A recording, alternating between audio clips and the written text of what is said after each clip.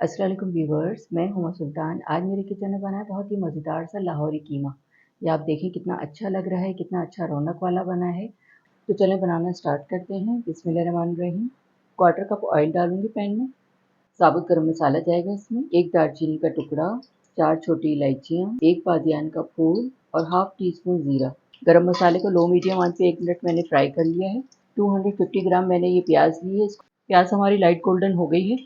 आधा किलो ये बीफ का कीमा है। 1½ टेबल स्पून लहसुन अदरक का पेस्ट है। 4 से 5 मिनट लो मीडियम फ्लेम पे मैंने इसकी भुनाई कर ली है।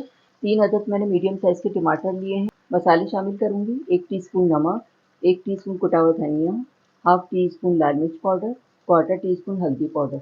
टमाटर और मसाले डाल के मैंने इसको मिक्स कर दिया है। कीमे को आधे घंटे के लिए मैंने रखा था हल्की आंच पे पकाने के लिए। क्वार्टर कप इसमें दही डालूंगी और इसको भूनेंगे। लो मीडियम फ्लेम पे 4 से 5 मिनट मैंने भुनाई कर ली है। ये देखें कीमे का खूब ऑयल वगैरह भी निकल के आ गया है। अब इसमें शामिल करूंगी जूलियन अदरक और हरी मिर्चें हैं, इसके मैंने 2 पीस कर लिए हैं। 3 हरी मिर्चें ली है मैंने। हल्की आंच पे मैं इसको रख रही हूँ 2 मिनट के लिए दम पे। उसके बाद मैं डिश आउट करके आपको दिखाती हूँ। लाहौरी कीमा मैंने डिश आउट कर दिया, ऊपर से गार्निश कर दिया जूलियन अदरक के साथ।